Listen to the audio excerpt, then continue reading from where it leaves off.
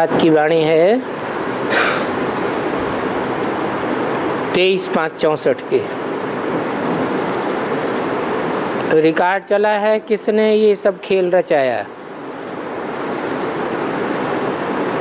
मीठी मीठी सिकीले बच्चे इस गीत का अर्थ जरूर जानते हैं। बरोबर माया ने हमारे ऊपर वार किया और कीचड़ में डाल दिया। सतयुग में तो सदैव सुखी सुख है। शिव बाबा कहते हैं, मेरे लाडले सालिग्राम बच्चे, तुम सतयुग में कितने सुखी थे। फिर माया करके चिपटी तो कीचड़ पट्टी में डाल दिया। कितना घोर अंधियारे में पड़ गए हो। अभी आकर के मैं तुमको कैसे जगा रहा हूं। कुंभकर्ण की नींद से कहो, बांसुरी नींद से कहो, मनुष्य तो कुछ भी नहीं समझते हैं। भले मनुष्य हैं परंतु जैसे जानवर हैं, कुछ भी पता नहीं है कि हमारा बाप कौन है।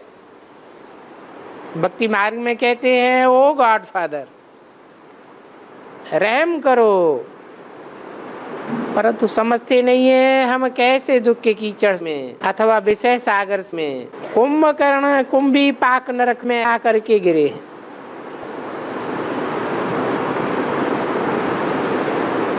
स्वर्ग क्या है, नरक क्या है, कुछ भी नहीं जानते। बिल्कुल घोर अंधियारे में पड़े हैं। और बाप कहते हैं कि दुख के तो अभी पहाड़ गिरने हैं।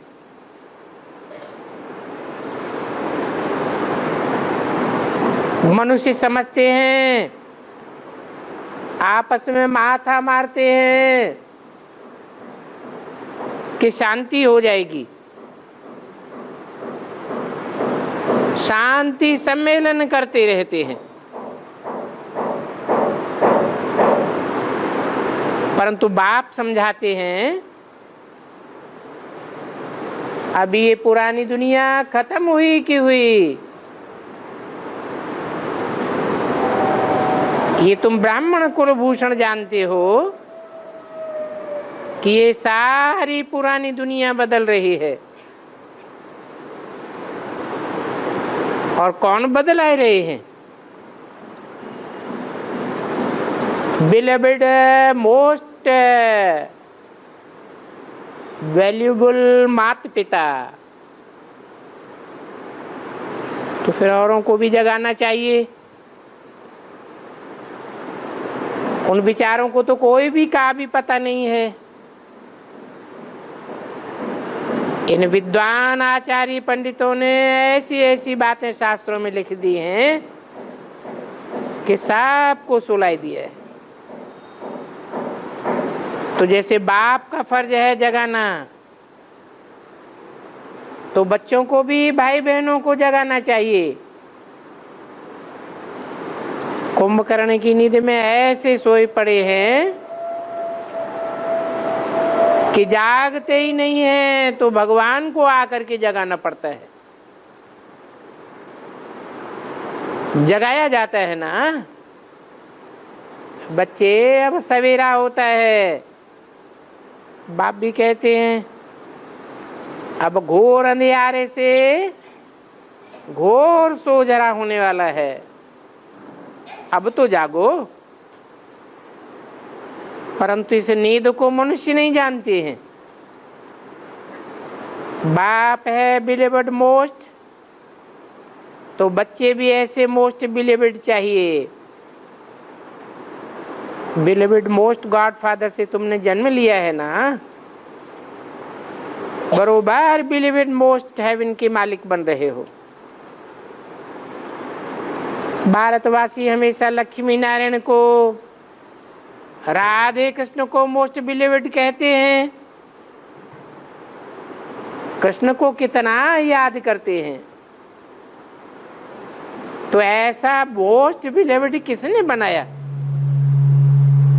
लक्ष्मी नारायण को कहो या कृष्ण को कहो, बनाने वाला कौन है?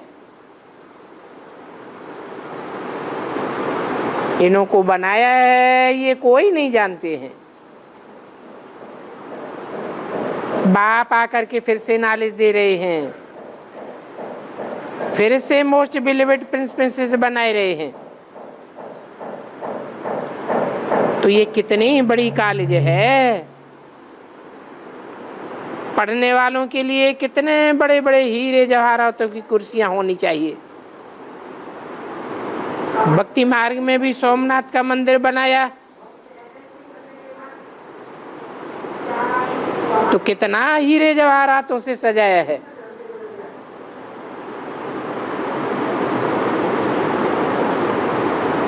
और यहाँ पढ़ते हैं, देखो कितने साधारण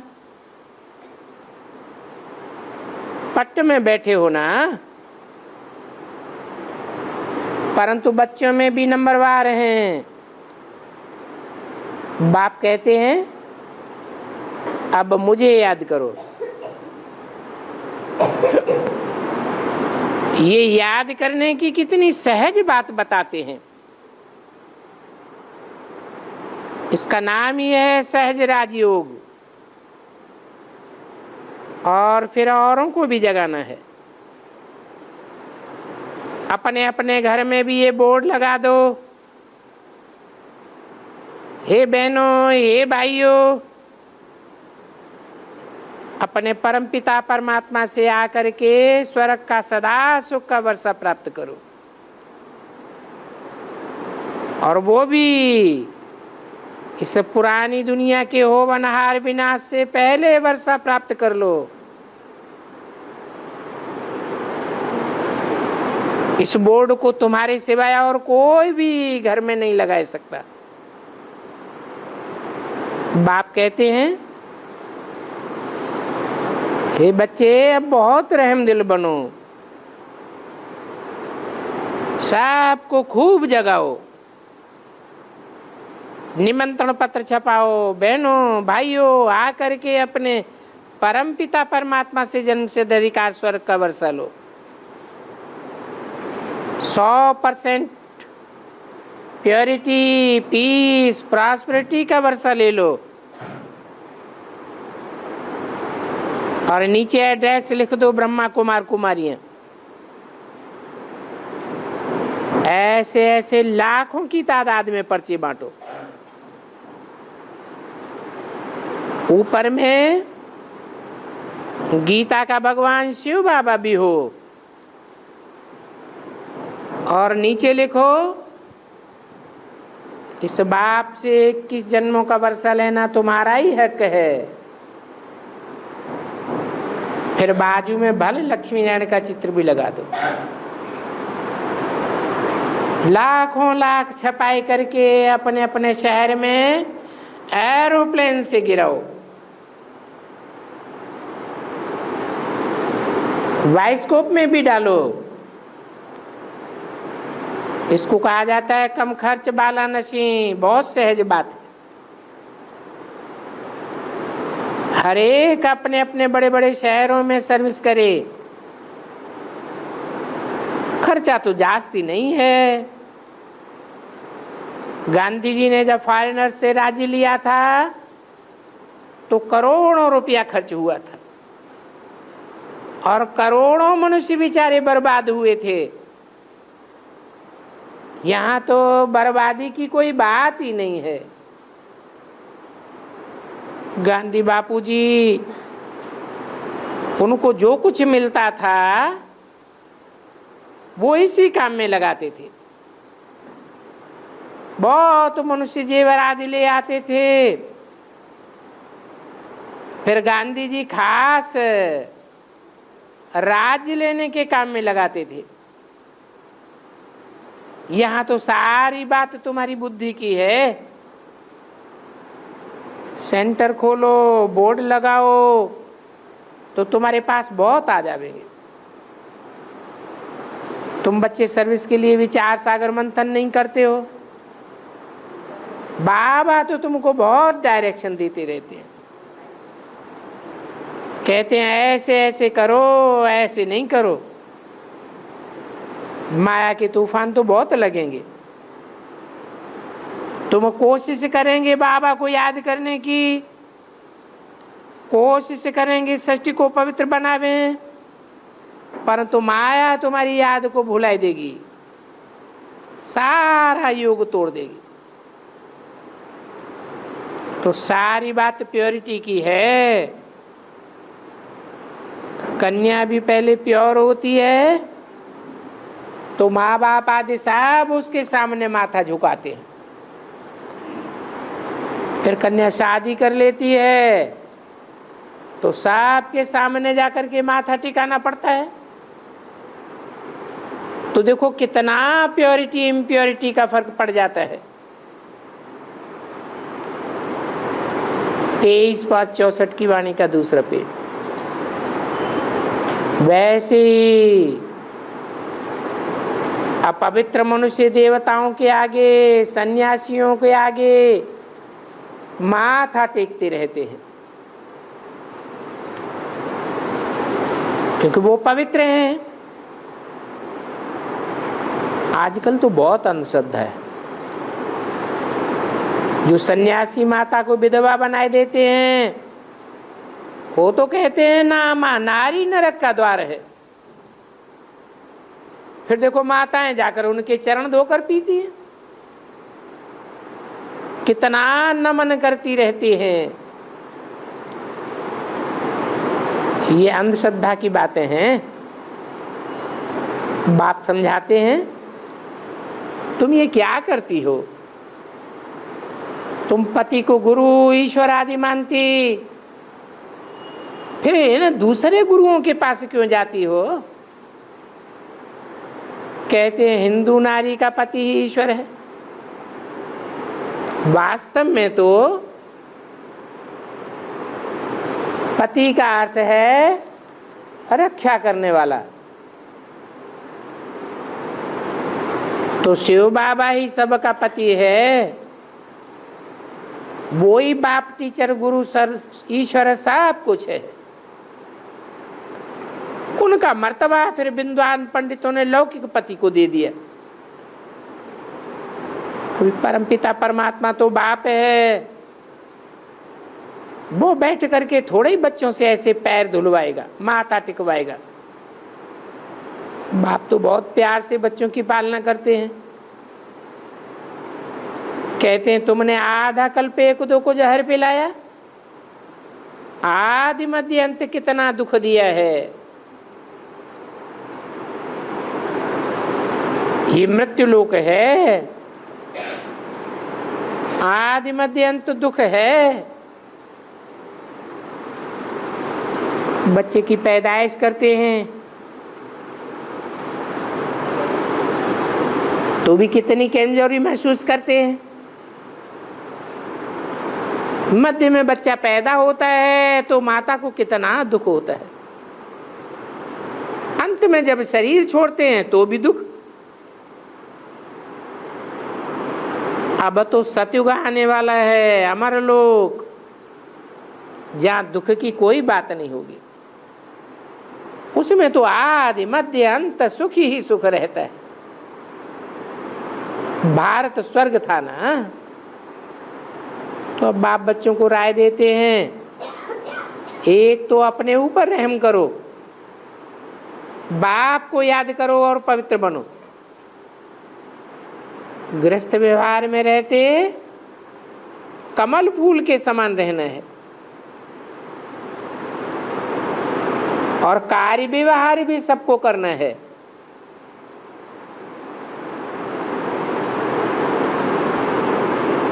ऐसे नहीं कि कार्य व्यवहार छोड़ देना है। बाप कहते हैं हे लाडले बच्चे, अब भिख के लिए शादी न करो। और जो शादी किए हुए हैं उनको कहते हैं एक जन्म माई से एक पवित्र रहो। बच्चे अब मेरी दाढ़ी की लाज रखो, भारतवासियों को स्वर्गवासी बनने में मदद करनी है, अब विकारों में मत जाओ। बाप की दी हुई नॉलेज जो षष्ठ के आदि मध्य अंत की नॉलेज है वो बुद्धि में रखो। कहते भी हैं ईश्वर की गतिमति बहुत न्यारी है। अब ईश्वर तो सदगति की मत देते हैं जो सबसे न्यारी है, और वो ही जाने और न जाने कोई। बरोबर उनकी गतिमति कोई भी नहीं जानते हैं ना, खुद ही आए करके सदगति के लिए श्रीमत देते हैं, स्वर्ग का मालिक बनाने के लिए मत देते हैं। दुनिया में तो देखो कितने बड़े बड़े आदमी हैं, परंतु उनको भी मारने में देर नहीं करते। गोली लगाई और ये मरा, तो देखो मौत भी कितने में हो जाता है। यहाँ तो बाप तुमको गुप्त वेश में पढ़ाते, और वो बाप है निराकार। जैसे अंडरग्राउंड आर्मी होती है ना, अंडरग्राउंड का अर्थ समझते हो? धरणी के अंदर कोई रहते होंगे, अंडरग्राउंड अर्थात गुप्त वेश में। अंडरग्राउंड चोर भी हो जाते हैं। कोई समझे ये चोर है, चोरी करके एकदम गुम हो जाते हैं, अपना सारा वेश ही बदल देते हैं। अभी बाबा भी आया हुआ है गुप्त, कहते हैं मैं इस शरीर में आया हुआ हूं, नहीं तो मैं निराकार हूं, कैसे आकर के तुमको पढ़ाऊंगा? तुम तो गर्भ में जन्म लेते हो, मुझे तो गर्भ से जन्म नहीं लेना है, मैं तो किसी के मुख वंशावली नहीं बन सकता। मेरे वंश बनेंगे। कहते हैं बाबा मैं आपकी हूं। बाबा कहते हैं मुझे इस सुख मुख से आए बोलना होता है। अभी तुम इस बेहद के ड्रामा के आज मध्यंत को जानते हो। मैं ही तुम्हारा माता पिता सखा बंधु सब कुछ हूं। गुप्त वेश में मुझे खुदा दोस्त भी कहते हैं। तुमको एक सेकंड में स्वर्ग की राजधानी का साक्षात्कार कराता हूं। तो भी देखो कई मनुष्यों को संशय पड़ जाता है, कहते ये तो जादूगर है, ऐसा है। अरे ये तो जो कुछ हुआ ड्रामा अनुसार हुआ ना, ड्रामा में ऐसा था, तो ड्रामा को अच्छी रीति समझना है और बाप मिसल रहम दिल बनना है। बाप देखो आएकर कितनी आत्माओं पर रहम करते हैं। वो है गॉड फादर। कहते भी हैं रहम करो, ब्लिस करो, ब्लिसफुल है ना। ब्लिसफुल माना सारे बच्चों पर ब्लिस करते हैं, और सबसे अच्छी ब्लिस है मुक्ति, जीवन मुक्ति की। वहां नई दुनिया में तुमको कोई भी वस्तु दुखदाई नहीं होगी। ये पुरानी दुनिया को बदलना तो बाप का ही काम है। बाप कहते हैं मैं तुम बच्चों को स्वर्ग का मालिक बनाए रहा हूं। मालिक बनाने के लिए पढ़ाए रहा हूं। अब सिर्फ मुझे याद करो।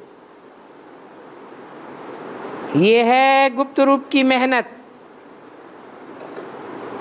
तुम्हारी रूह गुप्त है ना, तो गुप्त रूह ये गुप्त मेहनत करेगी। ये बच्चे, ये अक्षर बाप बिगर कोई नहीं कह सकता है। तुम क्यों मुझे हुए हो? अभी सिर्फ पवित्र बनो। मैं पतितों को पावन बनाने के लिए आया हुआ हूं, और आया हुआ हूं मूत पलीती कपड़ धोने के लिए। योग बल से तुम्हारे कपड़े धोता हूं। तो अब सिर्फ मुझे बाप को याद करो। इस याद से तुम्हारे सारे भारत का, खास भारत का और दुनिया का आम कल्याण कर देता हूं, स्वर्ग बनाए देता हूं। सबको मुक्ति, जीवन मुक्ति में दे करके छुप जाता हूं। फिर ये ज्ञान सारा लोप हो जाएगा। राजधानी स्थापन हो गई तो फिर मैं यहां रहकर क्या करूंगा? तुम बच्चों को राज भाग देता हूं और चला जाता हूं। 23/5/64 की वाणी का 3रा पेज। कोई कोई बाप के बच्चे बहुत अच्छे होते हैं तो उनको देख करके बाप की दिल खुश हो जाती है। बच्चा पैदा होता है तो भी बड़ी खुशी होती है। कोशिश करेंगे इनको ऊंच पद दिलावे। कोई कोई तो ऐसे भी होते हैं, बाप 50 रुपया कमाने वाला होगा, बच्चा 50,000 कमाने लग पड़ेगा। इन बाबा के लौकिक बाप को 13 रुपया पेंशन मिलती थी।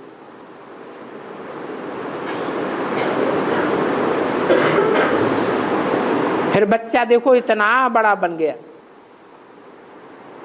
बस बाप ने बच्चे को कहा, बच्चे अब मेरी काशीवास का प्रबंध करो। हम तो वहां ही जाकर के शरीर छोड़ेंगे। शिव काशी कहते हैं ना। तो बनारस में शिव की काशी है, शिव का काशी धाम है, मंदिर है, परंतु मनुष्य समझते कुछ भी नहीं कि शिव कहाँ है। क्या वो काशी में आया था? अभी शिव बाबा तो भारत में आया है ना,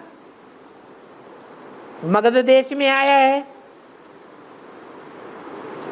शास्त्र में भी है, जहां मगरमच्छ जैसे मनुष्य रहते हैं वहां ही आते हैं। खूब शराब, कबाब,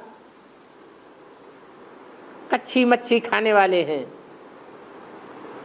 लिखा हुआ है, परंतु मनुष्य अर्थ नहीं समझते। अभी हमारी बुद्धि जानती है। ये सारे मनुष्य सरसों मिसल धानी में पीछे जाएंगे। सतयुग में तो होगा ही एक धर्म, world almighty authority, deity world sovereignty. वहां तो था ही लक्ष्मी नारायण का राज्य। वो राज्य किसने और कब स्थापन किया? कलयुग अंत में तो कुछ भी नहीं है। सारी दुनिया जैसे ठन ठन गोपाल है, कितना लड़ाई झगड़ा मारा मारी चलता है। इस समय तो दुनिया में खून ही नाहक खेल का पार्ट है, अर्थात नाहक कोई का खून करना। हिरोशिमा में बम से गिरे, देखो क्या हाल हो गया। अभी तक बीमार पड़े हुए। तो ये बेहद का विनाश होगा तो अस्पताल डॉक्टर आदि थोड़े ही रहेंगे। इतने सब कैसे खत्म हो जाएंगे? कैसे अर्थक्वेक में दब जाएंगे? फ्लड्स में सब चले जाएंगे। ऐसे थोड़े ही होगा जो बीमार पड़ चिल्लाते रहें, जैसे आग दे करके जलाते हैं। अभी तो बिजली पर ऐसा निकला है, सेकंड में खलास हो जाता। इतने सब मनुष्यों का विनाश कैसे होगा, ये भी वंडरफुल बात है। अभी सभी प्रकार की नेचुरल कैलेमिटीज मदद करती हैं, ये कोई नई बातें नहीं है। अनेक बार ये स्थापना, विनाश और पालना का कार्य चला है। बच्चे जानते हैं कि अनेक बार हमने राज्य लिया है और अनेक बार गंवाया है। ये विनाश तो जरूर होगा, नहीं तो सतयुग कैसे स्थापन होगा। आदि सनातन देवी देवता धर्म स्थापन होता है तो और सब धर्म टालियां प्राय लोप हो जाती हैं, फिर एक ही धर्म रहता है। यहां तो दुनिया में देखो अनेक धर्म हैं। अब ये रात पूरी होकर के दिन होना है, वंडरफुल बातें हैं। और ये है सब बाप की करामात।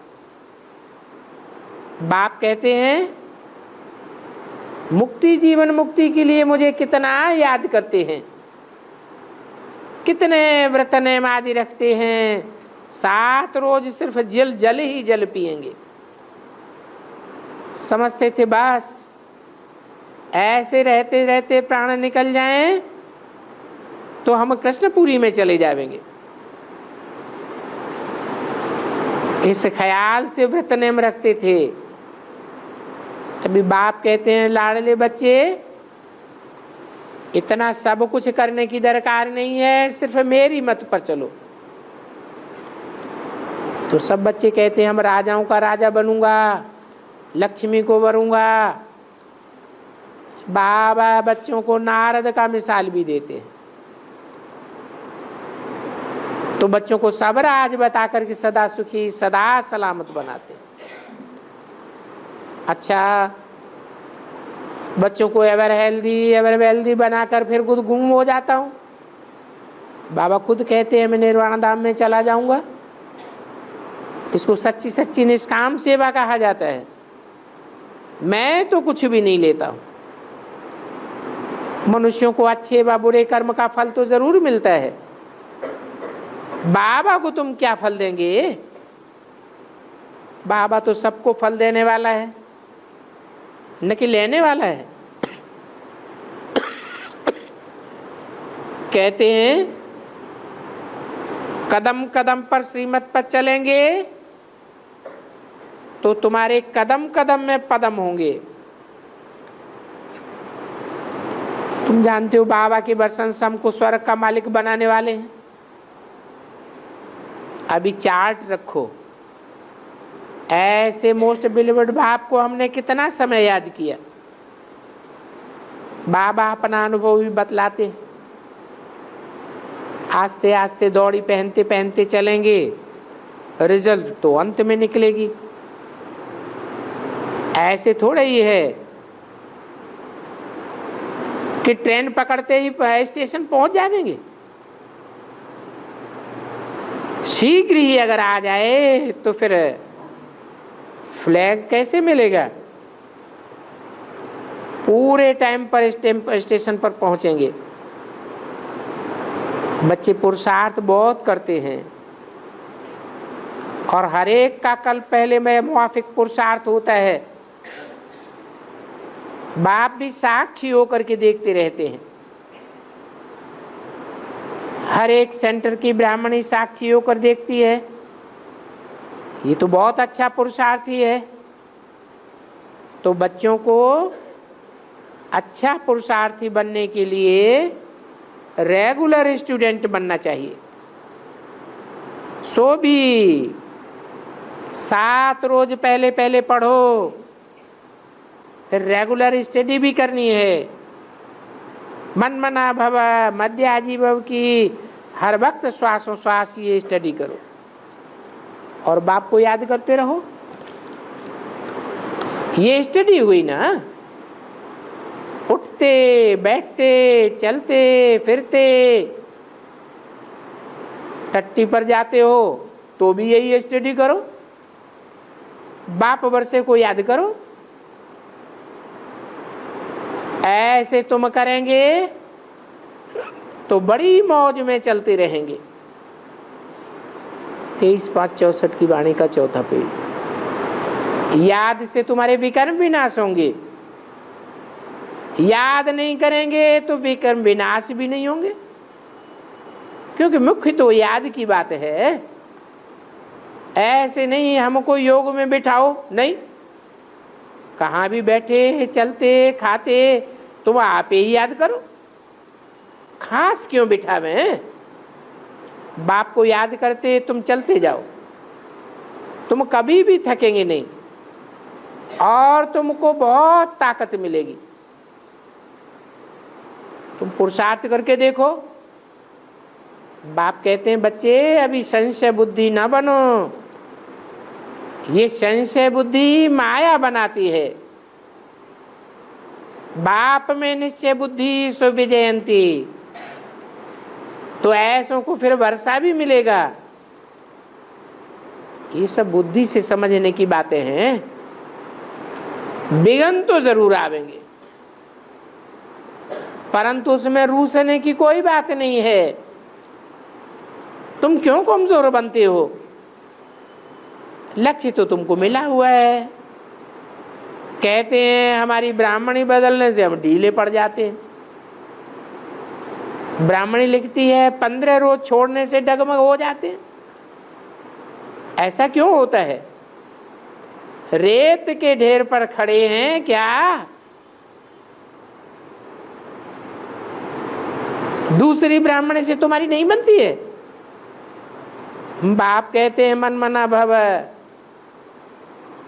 ऐसे ऐसे तुम ब्राह्मणी की पिछाड़ी क्यों लगते हो? सिंध वर्कियों के बहुत दुकान होते हैं,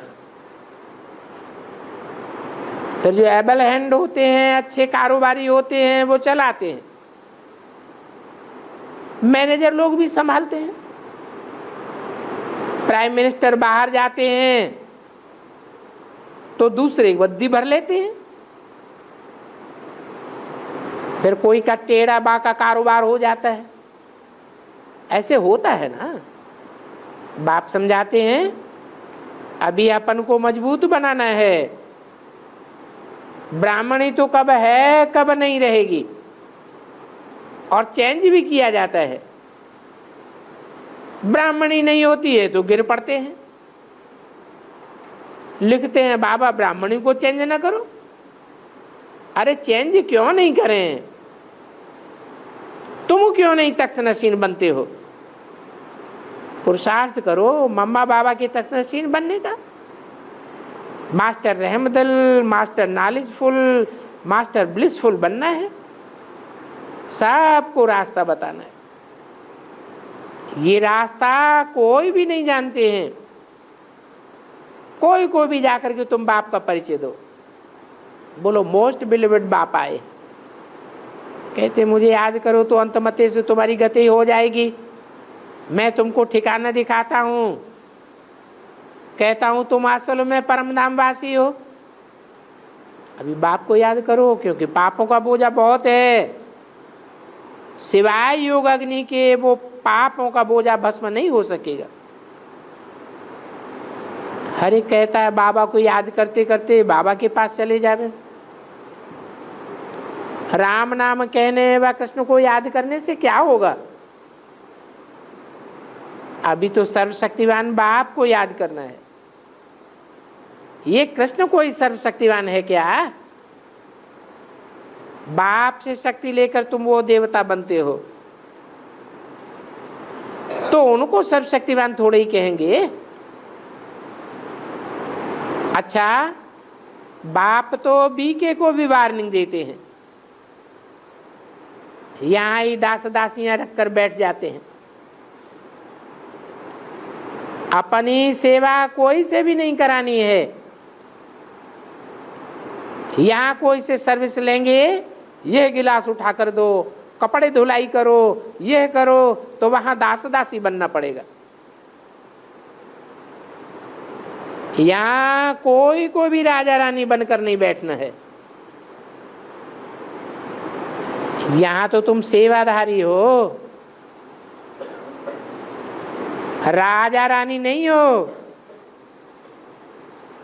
हर एक को अपने हाथ से सब कुछ करना चाहिए। अगर कोई से स्थूल सर्विस लेंगे तो फिर जन्म जन्मांतर भर करके देनी पड़ेगी। इसलिए कोई भी बात हो झट बाबा को रिपोर्ट करो, क्योंकि बाबा अगर सावधानी नहीं देंगे तो फिर पक्के हो जाएंगे। हर एक सेंटर के बच्चों को आपस में मिलना चाहिए, सर्विस को कैसे बढ़ावे, क्योंकि सर्विस तो करनी ही है ना। बाबा का सेल्समैन बनना है, अविनाशी रत्नों का दान जरूर करना है। कहा जाता है धन दिए धन ना कूटे, तुम डबल फ्रंट तो पिस्ट बनते हो, सब कुछ बाबा को दे देते हो, फिर शिव बाबा जो खजाना देते हैं वो भी दूसरों को बांटते हो। अच्छा, मीठे मीठे शिव बाबा, दादा मम्मा मीठे मीठे से किले, लकी स्टार्स के प्रति याद प्यार और गुड मॉर्निंग। बाप तो कहते हैं पतित पावन एक ही है, फिर पतित पावन तुम गंगा को क्यों कहते हो? मनुष्य तीर्थों पर जाते हैं तो निर्विकारी रहते हैं, फिर आकर के गटर में गिर जाते हैं। वैसे ही सन्यासी भी कुंभ के मेले पर जाते हैं, गंगा स्नान करके पाप धोते हैं, फिर कुंभ का मेला लगेगा तो फिर जावेंगे स्नान करने, तो गोया फिर पतित बन गए। बाप समझाते हैं पतित दुनिया में पावन कोई भी नहीं हो सकता, ये तो है ही नरक की दुनिया। बाप ही आकर के भारत में किंगडम में स्थापन करते हैं। कलयुग में फिर किंगडम खत्म हो जाती है, प्रजा के ऊपर प्रजा का राज्य हो जाता है।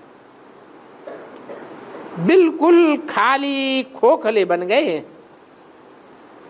बहुत मीठा, बहुत रहमदिल बनना है, किसको दुख नहीं देना है, प्यार से काम लेना चाहिए। प्यार से तुम किसको भी बस कर सकते हो। किसी को थप्पड़ मारना, गुस्सा करना,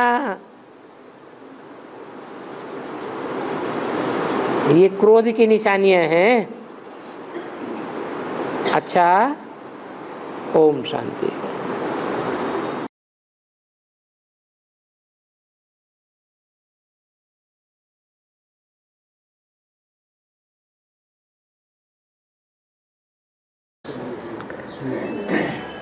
हाँ जी बाबा, यमुना नदी खंडे पर स्वर्ग होगा है? यमुना नदी खंडे पर स्वर्ग होगा बोला बाबा। यमुना खंडे पर, यमुना नदी कंठे पर। हाँ, यमुना के कंठे पर स्वर्ग होगा। बाद में कहाँ श्री कृष्ण का जन्म होता है वहाँ होता है स्वर्ग। हाँ, यमुना के कंठे पर वहां से शुरुआत होगी नई दुनिया की। ऐसे नहीं सिर्फ यमुना के कंठे में ही 2500 साल रहेंगे, और भी मीठी मीठी नदियां होती हैं।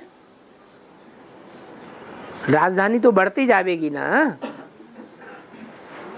संख्या बढ़ेगी या उतनी रहेगी? बढ़ेगी।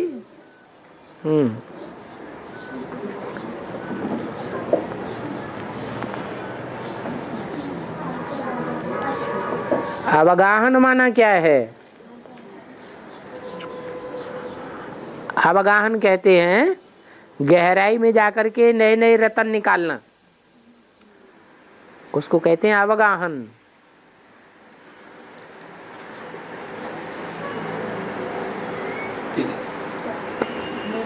अमृत बेला करने के लिए कैसा पुरुषार्थ करना है?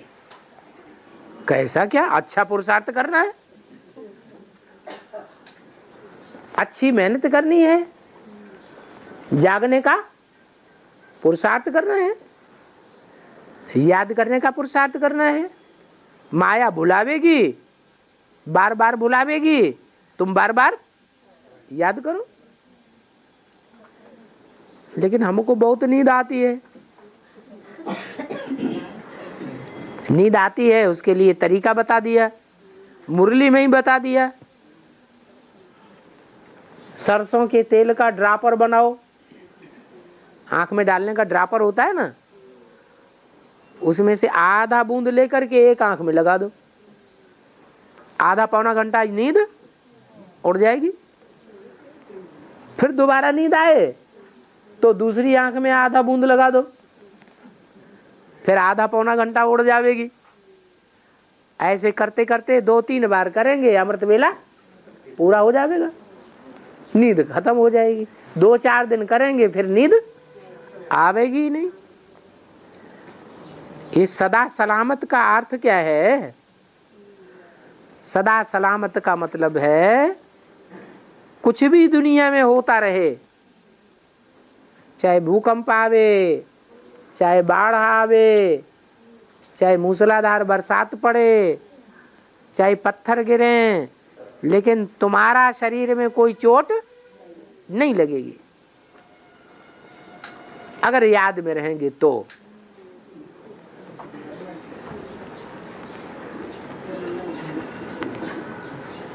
इंश्योरेंस मैग्नेट क्या है?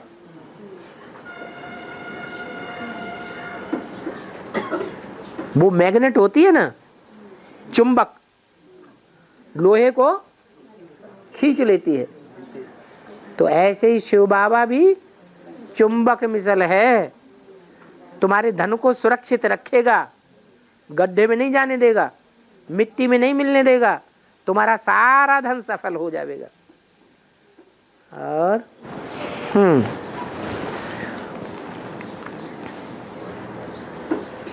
बाबा, हाँ, ब्रह्मा विष्णु शंकर का चित्र वो जयंती बनाता है, बाद में ब्रह्मा विष्णु शंकर का जयंती बनाता है। ब्रह्मा विष्णु शंकर तीनों की जयंती कहाँ मनाते? त्रिमूर्ति कहा, त्रिमूर्ति शिव जयंती। ब्रह्मा की जयंती तो भरतनाट्य पहनी, विष्णु की जयंती भी बेकार, शंकर की जयंती भी होती नहीं। शंकर तो जन्म मरण के चक्र में आता ही नहीं। तो ये जयंतियां तो सब बेकार है, लेकिन तीनों की इकट्ठी जयंती जब होती है तो कहा जाता है त्रिमूर्ति शिव जयंती। सन 36 में तीनों की इकट्ठी जयंती हुई। क्या है जयंती? माने जय जयकार। जब बच्चा जन्म लेता है तो बाजे बजाए जाते हैं ना, जय जयकार होती है ना। वो तो भक्ति मार्ग की अल्पकाल की जय जयकार है। यहाँ तो जय जयकार का मतलब है कि तीनों मूर्तियां संसार में प्रत्यक्ष हो जाएं और लोग जान जावें कि ये 3 शरीर रूपी कपड़े हैं जिन्होंने विश्व विजय दिलवाई है। इन कपड़ों के द्वारा शिव बाबा ने विश्व विजय दिलवाई है। नहीं तो दुनिया में बड़े बड़े महत्वाकांक्षी हुए जिन्होंने सारी दुनिया के ऊपर कंट्रोल करना चाहा, लेकिन कभी भी कंट्रोल नहीं कर सके। ये तो शिव बाबा है जो 3 मूर्तियों के द्वारा ये कार्य संपन्न कराता है। और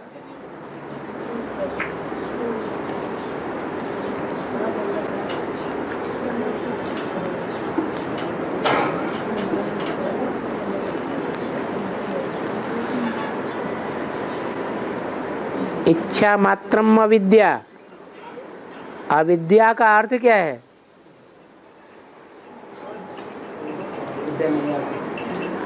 विद्या माने ज्ञान, अविद्या माने अज्ञान। कोई भी चीज की दुनिया में इच्छा की तो ज्ञानी है या अज्ञानी है? अज्ञानी हुए। इच्छा मात्रम अविद्या। कोई भी इस दुनिया की इच्छा नहीं करनी। इच्छा करनी भी है तो नई दुनिया की इच्छा करनी है, बाप के घर में जाने की इच्छा करनी है, आत्म की स्थिति में टिकने की इच्छा करनी है और बाप की याद में सदैव रहने की इच्छा करनी है। जो भी इन आंखों से दिखाई देता है उनमें कोई चीज की इच्छा नहीं करनी।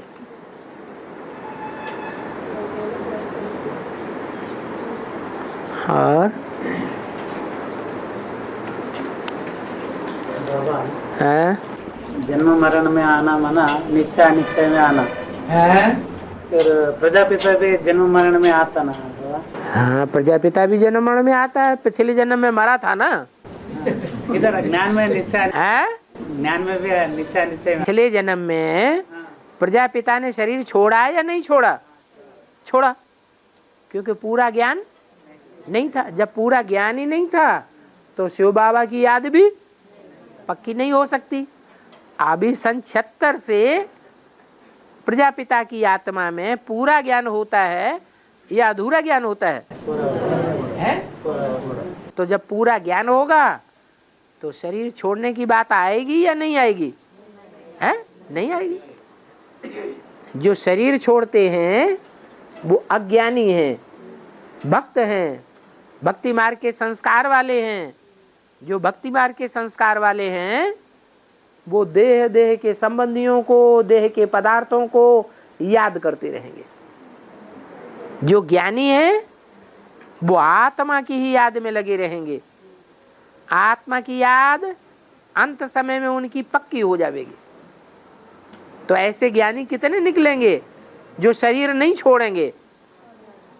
हैं? कितने? 4.5 लाख। बाकी जितने भी होंगे वो सब भगत। आत्म की स्थिति में टिकने का अभ्यास कर ही नहीं सकेंगे पूरा।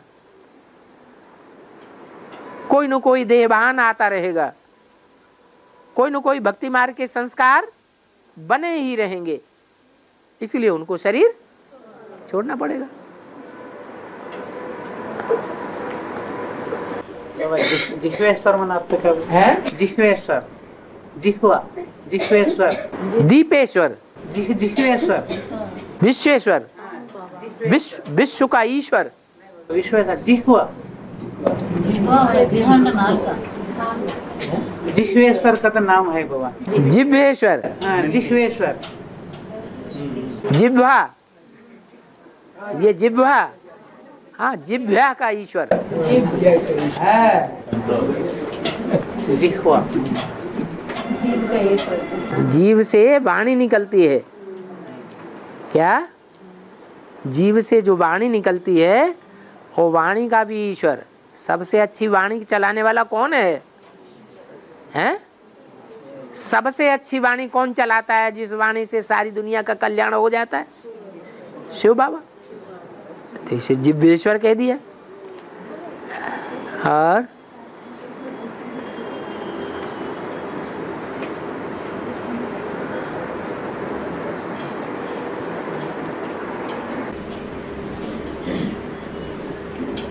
बाबा सतयुग में मूर्ति टाकी का इशारा भाषा रहेगा, बाद में एक ही भाषा, बाद में एक ही भाषा आते हैं, वो भाषा सिखाने वाले भी आते हैं। बोला सत्युग त्रेता में क्या रहेगा?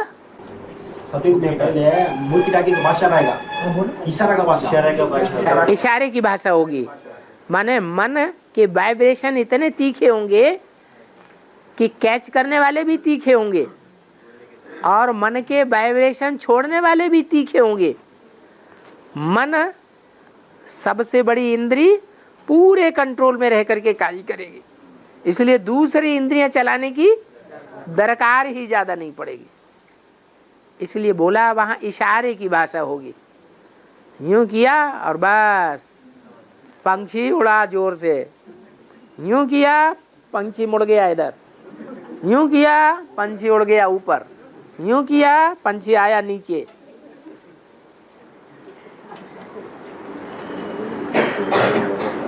बड़े बड़े पक्षियों के विमान होंगे। हर एक परिवार के पास अपने विमान होंगे। और दिखाते भी हैं भक्ति मार्ग में। किसको दिखाया है? हैं? कौन सा पक्षी दिखाया? गरुड़। लेकिन विष्णु जैसी स्टेज बनानी पड़े।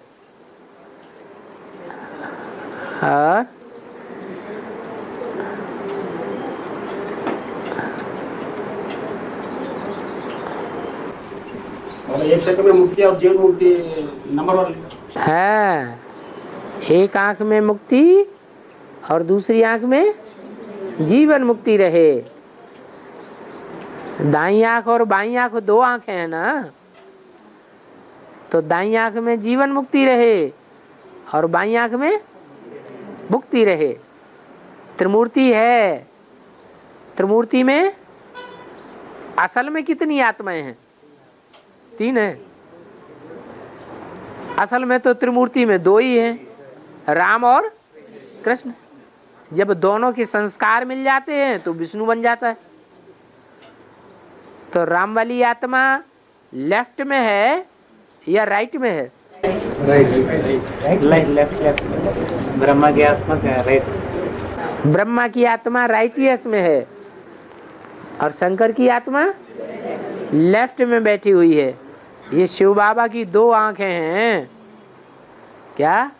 एक आंख में मुक्ति और एक आंख में जीवन मुक्ति। ब्रह्मा क्या प्राप्त करेगा? मुक्ति प्राप्त करेगा। उनकी आंख में जीवन मुक्ति रहती थी, स्वर्ग में जाऊंगा। और शंकर की आंख में क्या रहता है? पहले मुक्ति, पहले बाप के घर जाना है। शंकर द्वारा मुक्ति और ब्रह्मा द्वारा जीवन मुक्ति। ब्रह्मा वो दाढ़ी मूछ वाला नहीं, वो ही दाढ़ी मूछ वाला ब्रह्मा जब शरीर छोड़ता है तो कोई माता के तन में प्रवेश करता है। उस माता के द्वारा स्वर्ग के गेट खुलते हैं, तो कहा जाता है ब्रह्मा द्वारा जीवन मुक्ति। जीवन मुक्ति माना स्वर्ग। और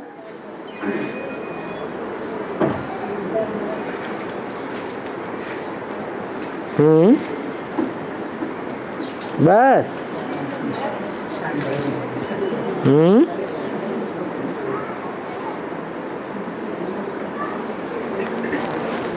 ओम शांति।